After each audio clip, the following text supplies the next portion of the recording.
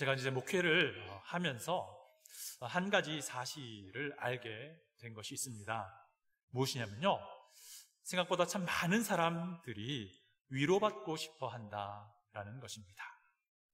많은 사람들의 살아온 이야기를 듣고 있노라면 정말 힘겨운 삶을 살아오셨다라는 것을 알게 됩니다. 사실 누군가는 지금도 여전히 감당하기 쉽지 않은 그런 삶의 무게를 지니고 살아가고 있습니다.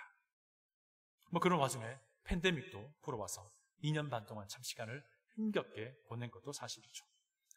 때로는 우리에게 참 외롭고 고독한 마음이 밀려오기도 합니다. 또 때로는 미래에 대해서 불안한 마음을 가질 때도 있습니다. 또 막 급하게 변하는 경제, 사회적 그런 현상 때문에 혼란이 오기도 하죠. 또 우리 자신을 돌아보면요, 꽤 긴 세월을 함께 살아왔거늘 여전히 나의 배우자와 소통이 잘 안 돼요. 그러다 보니 내 자녀에게 많은 시간을, 많은 에너지를 쏟을 수밖에 없었습니다. 그런데 아이들 다 크고 나니까 이제 웬일입니까? 이 자녀들과 또 아름다운 그런 마음의 대화도 잘 안 되는 것을 보면서 참 마음이 힘들어지는 것도 사실입니다. 담임 목회자로서 이제 조금 알 것 같습니다. 나 좀 봐주세요 라는 목소리가 이제 들리기 시작해요. 내 상황을 좀 알아주면 좋겠는데요 라는 눈빛이 보이기 시작합니다. 나 위로받고 싶어요 라는 그런 마음이 느껴집니다. 그래서 어떤 분들은 저에게 오셔가지고요, 목사님 저 잊지 마세요 라고 조금 말씀해 주시면 계세요. 또 어떤 분들은요, 왜 내게 관심 갖지 않나요? 왜 나 차별하나요? 라고 퉁명스럽게 말씀하시는 분도 있습니다. 또 심지어는요, 무슨 이유인지 잘 모르겠지만 그동안 쌓였던 어떤 화를 우리에게 막 쏟아내는 분들도 있습니다. 그렇게 해서라도 마음의 위로가 된다면 좋겠는데 사실 진짜 위로는 잘 안 돼요. 그저 마음만 불편할 뿐이죠. 이뿐 아닙니다. 우리의 각자의 개인적인 상황을 걱정하고 힘들어하는 분 외에도요, 우리 교회를 참 사랑하셔서 우리 교회 생각할 때마다 참 걱정하시고 또 근심하는 분들도 있습니다. 우리 교회가 알칸사에서 제일 먼저 생긴 교회인데 지금 왜 이렇습니까? 옛날에 우리 교회는요, 사람들이 참 많았는데 지금 왜 사람들이 자꾸 빠져나갑니까? 예전에 우리 교회는 참 많은 일을 했는데 우리 교회 왜 지금 얼마 일을 안 하는 것 같아 보입니까? 많은 사람들이 교회를 생각하면서 걱정하기도 하고 근심하기도 하고 때로는 불안한 마음을 감추지 못하는 것도 사실입니다. 오늘 본문을 보시면요, 답답한 마음, 불안한 마음, 근심으로 가득 찬 우리의 그 모습과도 너무나도 비슷한 일단의 무리들이 소개가 되는데 그들은 11명의 제자들입니다. 이들은 3년 남짓, 거의 3년 반 동안은요, 정말 열심히 예수님과 함께 달려왔습니다. 이들은 자기의 개인사도 다 뒤로 제쳐놓고요, 동료들과 동고동락하면서 예수운동에 헌신했던 사람입니다. 물론 이들 각자의 면면을 살펴보면 좀 형편없는 부분도 분명히 있어요. 이기적인 부분도 있고요, 아주 감정적인 사람들도 분명히 있고요, 또 때로는 불신의 아이콘으로 표현되고 묘사되는 사람들도 분명히 있습니다. 어디에 내놓기에 아주 불안한 사람들인 거죠. 하지만 그럼에도 불구하고 이들은요, 메시아이신 예수님을 그래도 의지하며 지금까지 나아왔습니다. 그런데 그렇게 의지하던 예수님이 그들을 곧 떠날 것이다 라는 말씀을 하신 거예요. 처음에는 설마라고 생각을 했을 수도 있지만 이제 설마라고 생각할 여지가 없어졌습니다. 왜? 예수님이 자꾸 반복해서 말씀하십니다. 그리고 마지막 이 만찬 식사 중에도 예수님이 아주 진지하게 그들을 떠날 것임을 말씀하셨습니다. 일찍이 내가 유대인들에게 너희는 내가 가는 곳에 올 수 없다고 말하는 것과 같이 지금 너희에게도 11명의 제자들에게도 이루고 있다라고 예수님이 말씀하셨어요. 그뿐 아닙니다. 예수님은요, 제자들 중에 배신자가 있다라고 분명하게 말씀하세요. 너희 중 하나가 나를 팔리라. 심지어 예수님은요, 시편을 인용하면서까지 이 배신자가 있음을 분명하게 확인해 줍니다. 내 떡을 먹는 자가 내게 발꿈치를 들었다 한 성경을 응하게 하려 합니다. 제자들은 마음에 근심이 생길 수밖에 없죠. 아니 3년 반 동안 함께 먹고 마시면서 함께 이 길을 왔는데 아니 우리 중에 감히 배신자가 있다고? 누가 배신자인지 그 일이 일어나기 전까지는 제자들은 몰랐어요. 그런데 요한은 알았습니다. 유다가 배신자임을 알았어요. 요한의 마음은 얼마나 더 큰 풍랑이 그 마음속에 몰아쳤겠습니까? 그런 와중에 예수님은 베드로가 3번씩이나 예수님을 부인하게 될 것을 말씀하십니다. 내가 진실로 내게 이르노니 다 굴기 전에 네가 3번 나를 부인할 것이다. 여러분, 베드로는 제자들 중에서 그래도 제일 앞선 자였습니다. 베드로는 아주 자신만만한 사람이었습니다. 예수님, 내가 지금은 어째서 예수님 가는 곳 따라갈 수 없다고 말합니까? 내가 내 목숨을 걸고라도 따라가겠습니다. 이렇게 말한 사람이었습니다. 베드로는 서툴긴 했지만 그러나 그들 중에 리더였죠. 그런데 그가 몇 시간도 채 되지 않아서 예수님을 부인하게 될 사람이라고 알려진 겁니다. 의지했던 선생님이 그들을 떠난다는 말 듣고 제자들의 마음은 두려움이 찾아온 겁니다. 한 사람, 그들 중에 한 사람이 이 스승을 배신한다라는 말에 제자들은 굉장히 혼동스러워졌습니다.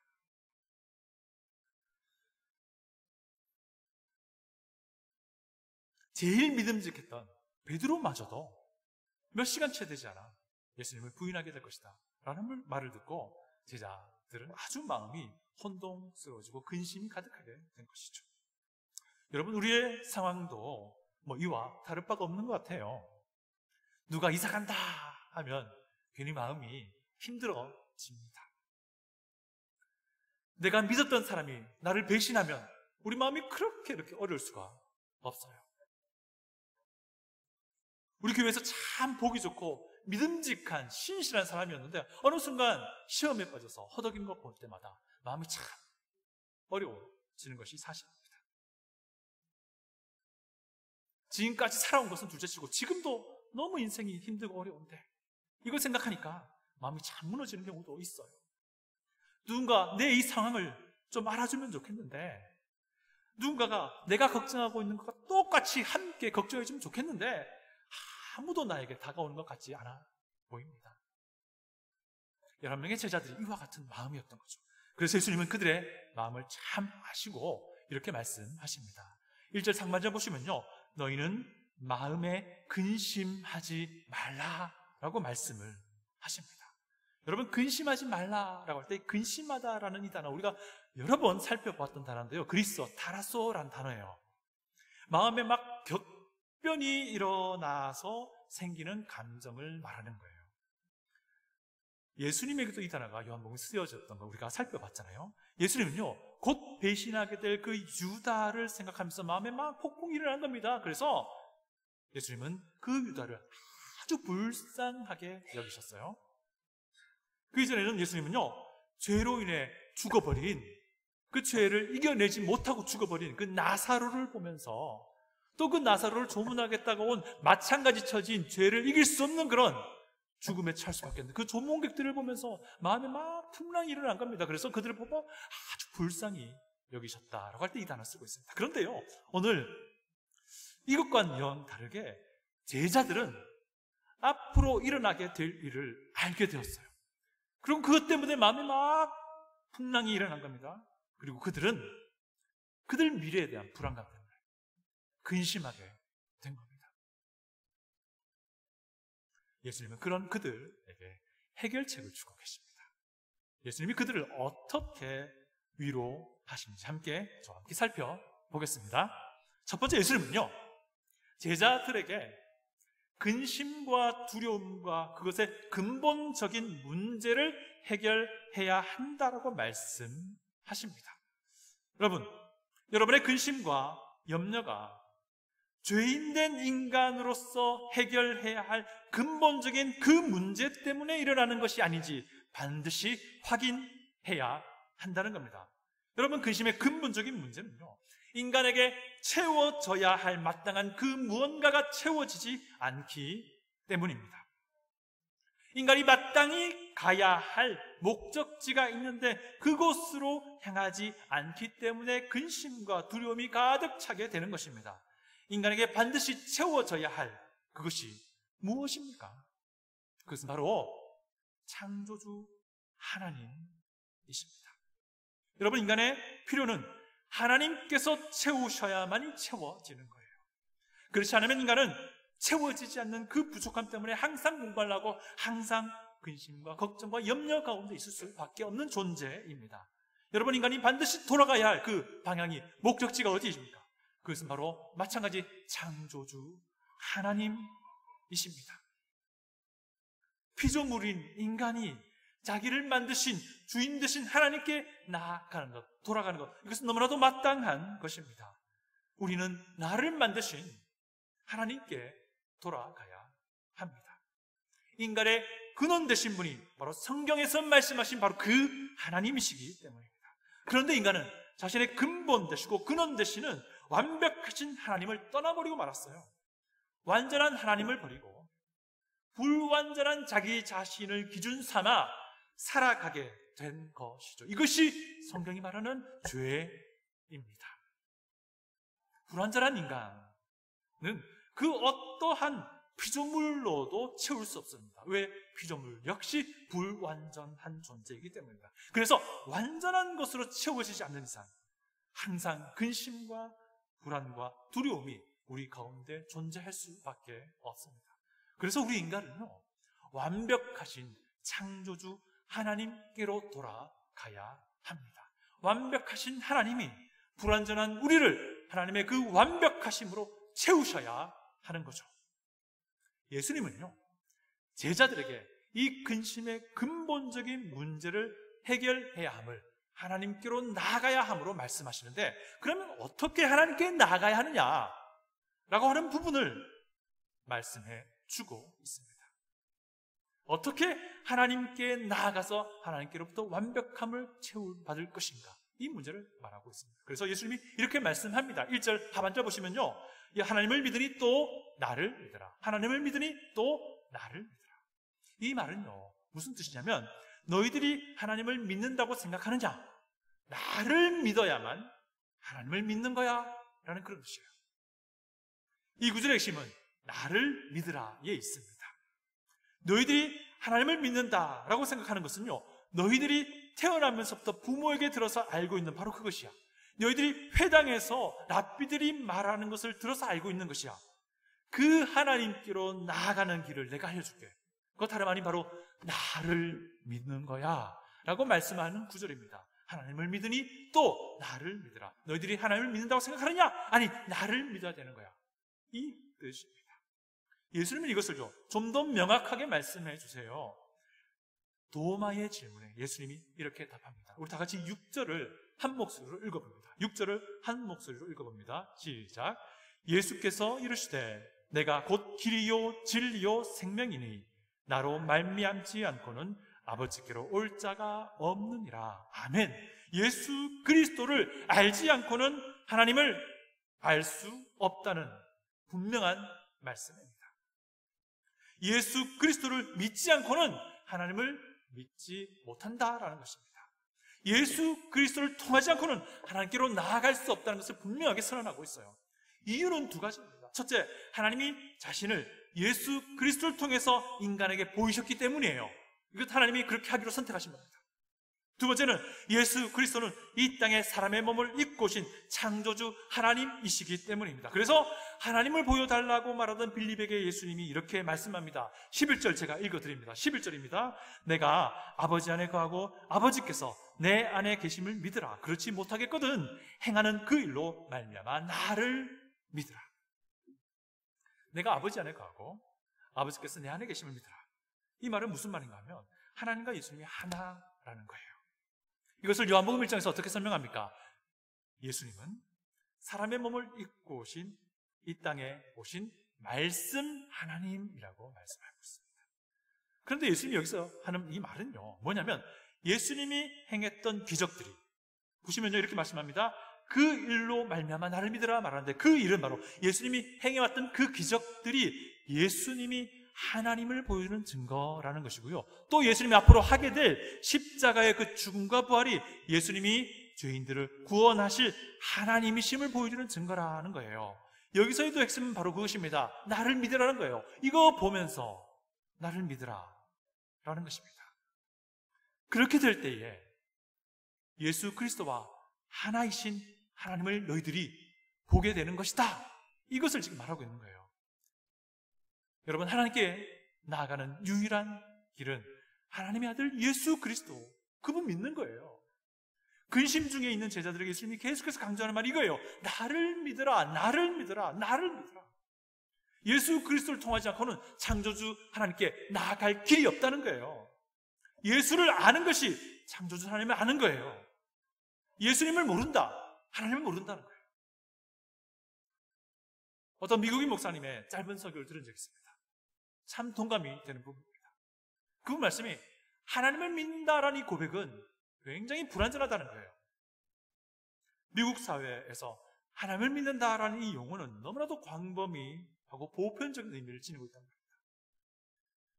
그가 말하는 하나님을 믿는다 할 때 그 하나님이 과연 어떤 하나님이냐, 이거 더 중요하다는 거예요. 이런 상황은 한국도 마찬가지입니다. 기독교 인구가 25% 차지하거든요. 그래서 그 목사님 말씀이 뭐냐면, 예수 그리스도를 믿는다라는 이 고백이 우선되어야 한다는 것을 강조하는데 굉장히 동감이 됩니다. 네, 맞습니다. 창조주 하나님이 인간이 사는 이 땅에 예수 그리스도로 오신 거예요. 창조주 하나님이 인간의 자신을 보이시고 드러내신 방법이 이거예요. 예수님이 무엇을 하셨습니까? 십자가에서 인간을 대신해서 죽으시고 다시 부활하신 겁니다. 예수님은요, 십자가에서 인간의 죄악에 대한 무시무시한 대가를, 자신의 생명값을 치르고 계산한 거예요. 이 사실이 무엇을 보여줍니까? 우리의 죄가 하나님의 무죄한 생명을 희생해야 할 정도로 더럽고 추하다라는 거예요. 심각하다는 거예요. 이것을 아는 사람이 그리스도인, 하나님의 자녀인 겁니다. 이것을 아는 사람은 그리스도인으로서 결단코 무책임한 삶을 살지 않습니다. 유일한 길, 유일한 진리, 하나밖에 없는 생명, 예수 그리스도를 구주로 믿는 이들에게만 하나님께 나아가는 길이 열린다는 것입니다. 이런 사람들에게 완전하신 하나님이, 완전한 하나님의 그 무언가로 우리를 가득 채워주시겠다라는 것입니다. 그래서 걱정, 근심, 불안의 이 근본적인 문제가 해결된 새로운 삶이 예수를 구주로 믿는 이들에게 시작이 된다는 겁니다. 여러분, 이런 삶이 여러분 인생 가운데 시작이 되었습니까? 예수를 위해서 여러분 모든 것을 걸고 예수의 제자로 살아가기 원합니까? 예수 그리스도가 여러분의 참된 구원자이시며 주님이십니까? 여러분의 신앙 고백 안에 예수 그리스도가 그 중심에 서 계십니까? 예수 그리스도를 믿는 믿음으로 우리의 근심, 우리의 걱정, 우리의 두려움의 근본적인 문제가 해결된 새로운 삶이 우리 안에 펼쳐질 수 있기를 간곡하게 부탁드립니다. 진짜 위로는요, 예수 그리스도를 믿을 때에 주어진다는 겁니다. 진짜 위로는 예수 그리스도를 통해서 하나님께 나아갈 때 주어진다는 겁니다. 진짜 위로는 예수 그리스도를 통하여 하나님께 나아가고 그 하나님께서 불완전한 나에게 하나님의 완전함으로 채워주실 때에 주어진다라는 것입니다. 두 번째, 예수님은 제자들에게 예수님이 하시던 그 일을 이어서 계속 할 것을 말씀하고 계세요.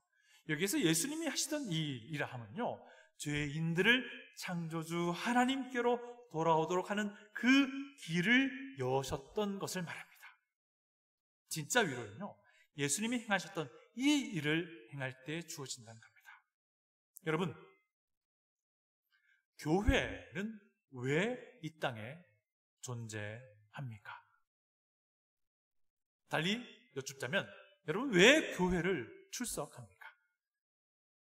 여러 가지 이유를 말할 수 있겠어요. 그러나 분명한 사실, 교회가 존재하는 분명한 사실은요, 교회를 통해서 영혼이 구원받는 겁니다. 그리고 구원받은 그 영혼이 예수님을 닮아가는 예수님의 제자가 되어 나가는 거예요.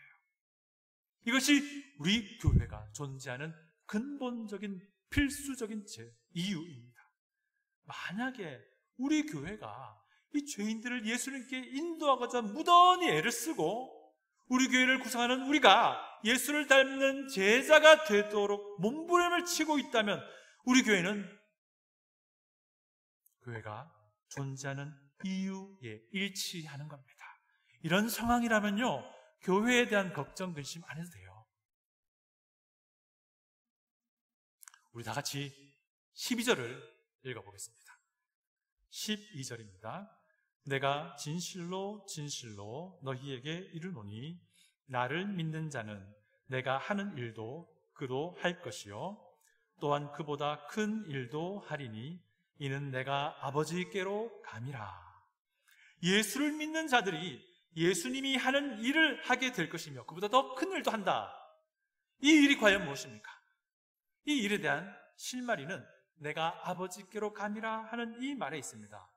이 말이 무슨 말인 거니? 예수님이 하늘로 올라가게 되면 말하는 건데요, 예수님은 요한복음에서 줄곧 말씀하셨습니다. 예수의 죽음, 예수의 부활, 예수의 승천을 하나로 묶어서 하나님께 영광 받는 것, 이것을 말씀해 오셨어요. 그래서 아버지께로 간다라는 이 말은 예수님의 십자가의 그 죽음과 부활을 통과하는 것을 전제하는 그 말입니다. 예수 그리스도의 십자가가 의미하는 바로 그 일을 예수 믿는 이들이 이어나가야 한다는 거예요. 그게 무엇입니까? 죄인된 내가 용서받는 겁니다. 죄인된 내가 새 생명을 얻어 그 생명으로 살아 나가는 것입니다.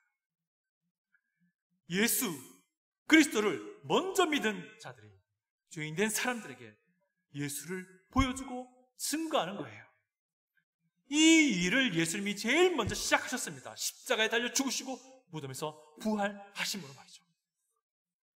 그리고요, 이 11명의 무리들은요 50일쯤이 지난 뒤에 예루살렘 어느 한 구석에 모여서 십자가에 달려 죽으시고 부활하신 예수님을 주인으로 삼는 교회를 시작하게 됩니다. 그리고 그 교회를 통해서 많은 사람들이 예수님을 믿고 하나님께로 나아가게 되는 역사가 일어나요. 그리고 그 교회를 통해서 구원받은 사람들이 예수님을 닮아가는 예수의 제자로 세워집니다. 그리고 그 예루살렘 교회는 또 다른 교회들을 만들어내기 시작했습니다. 그리고 약 2000년쯤이 지나서 약 40년 전에 생수교회도 시작이 된 겁니다. 여러분, 교회의 존재의 목적은 예수님을 전해서 죄인들을 하나님께 인도하는 것입니다. 교회의 존재 목적은요, 예수 믿는 사람들이 생수교회라는 이 지붕 아래에서 예수님을 닮아가는 예수의 제자로 세워지는 것을 서로 격려하며 그렇게 나아가는 거예요. 이것이 교회의 존재 이유입니다. 여러분, 생수교회 생각할 때마다 걱정이 되십니까? 만약에 교회를 향한 여러분들의 근심과 걱정이 우리 교회가 교회의 존재 목적을 이루기 위해 몸부림치지 않는 것 같다라는 것에 기인됩니까? 그렇다면 우리는 더 눈물을 흘리며 근심 걱정해야 돼요. 오히려 회개하며 나아가야 합니다. 생수교회가 그런 근심하지 않는 교회 되길 바라요. 그러기 위해서는요, 생수교회 한 사람 한 사람의 영혼을 봐야 합니다. 이 영혼이 정말 예수 그리스도가 그 중심에 있는지 없는지 살펴보아야 합니다. 그렇지 않다면 그를 위해서 모두가 기도하고 그 영혼이 거룩하신 하나님 앞에 죄인됨을 알고 예수 그리스도 앞에 무릎 꿇을 수 있도록 기도하고 도와줘야 합니다. 이미 예수 그리스도를 구주로 믿고 있습니까? 그렇다면 서로 손잡고 함께 예수님의 제자가 되도록 세워져 나가야 합니다. 그리고 예수님의 제자가 되는 것, 이것이 우리 교회 안에서 가장 큰 가치로 여겨져야 합니다. 그렇게 되기 위해서 애쓰고 몸부림을 치는 생수교회라면 우리 교회를 생각할 때마다 근심할 이유가 없는 거예요. 우리가 해야 될 일은 한 영혼 한 영혼이 정말 예수 앞에 있는가 없는가를 돌아보는 겁니다. 우리가 해야 할 일은 내가 정말 예수 그리스도의 제자로 세워지도록 하는 것이고, 내 옆에 있는 사람들과 함께 손을 잡고 예수의 제자로 세워지도록 격려하며 함께 걸어가는 거예요. 그렇게 할 때, 우리 교회 생각할 때 염려, 걱정할 필요가 없어요. 마지막으로 예수님은요, 자신의 이름으로 기도할 것을 말씀하십니다. 진짜 위로는요, 예수의 이름으로 기도할 때 주어진다는 것입니다. 예수를 믿는 사람들은요, 근심이라는 바다에 빠져서 호적거릴 이유가 없는 사람입니다. 왜? 그 근심을 뛰어넘을 수 있는 기도라는 특권이 우리에게 주어져 있기 때문입니다. 그런데 왜 근심과 걱정에 휩싸입니까? 그것은요, 기도의 특권을 사용하지 않기 때문이고요. 혹여나 기도의 특권을 사용한다라고 하더라도요, 예수의 이름으로 기도하는 것이 무엇인지 잘 모르기 때문입니다. 다 같이 14절을 읽습니다. 14절 다 같이 읽습니다. 내 이름으로 무엇이든지 내게 구하면 내가 행하리라. 여러분, 근심에 쌓인 제자들에게 예수님은 자기 이름으로 기도하라라고 말씀하십니다. 그렇게 기도하면 무엇이든지 들어준다 약속하십니다. 이 약속은 제자들에게만 해당되는 것 아니고 현재 우리 예수를 믿는 사람 모두에게 해당이 됩니다. 자, 그런데 여러분, 예수님은 우리에게 어떻게 말하고 있습니까? 무엇이든지 자기의 이름으로 구하는 것을 말해요. 무엇이든지 구하는 것 괜찮습니다. 그 무엇이든지라는 것이 예수의 이름으로 구해져야 돼요. 그런데 예수의 이름으로 구한다는 것이, 예수의 이름으로 기도하는 것이 과연 무슨 뜻입니까? 첫 번째는요, 예수를 믿는 믿음으로 기도한다라는 것이고요. 두 번째는요, 예수의 그 이름에 걸맞는 그 무엇을 기도한다는 거예요. 예수의 이름에 합당한 것을 기도한다는 겁니다. 예수의 삶에 합당한 것을 기도하는 것입니다. 예수의 이름이 보여주는 그 예수의 삶에 맞는 것, 예수의 이름이 보여주는 예수의 그 성품과 인품에 맞는 것을 기도한다는 겁니다. 예수의 이름이 보여주고 있는 십자가와 어울리는 것을 기도한다는 것입니다. 예수의 이름에 합당한 그 어떤 것을 기도한다는 것입니다. 우리가 그렇게 기도할 때에 예수님이 가장 기뻐 응답하시는 거예요. 그렇게 기도할 때에 하나님의 모든 응답이 우리에겐 감사가 되고 기쁨이 되고 받아들여지는 것이죠. 이것이 진짜 기도 응답이지 않겠습니까? 이런 기도를 하는 우리라면 결단코 우리 인생이 두려움과 근심으로 점철되지 않는다라는 것을 예수님이 제자들에게 말씀하고 있는 것입니다. 여러분, 오직 예수를 통해서만 창조주 하나님께 나아갈 수 있습니다. 여러분, 오직 예수의 십자가 사역을 우리가 행할 때에 우리 교회는 그 존재의 이유를 따라가는 것입니다. 여러분, 오직 예수의 이름으로 기도할 때 그 기도가 우리에게 능력이 되는 것입니다. 여러분, 이 모든 것이 가리키는 이름이 있습니다. 그 이름이 무엇입니까? 예수 그리스도입니다. 이 이름 앞에 우리의 그 걱정과 근심과 두려움을 내어 드릴 수 있기를 바랍니다. 다 같이 기도하겠습니다.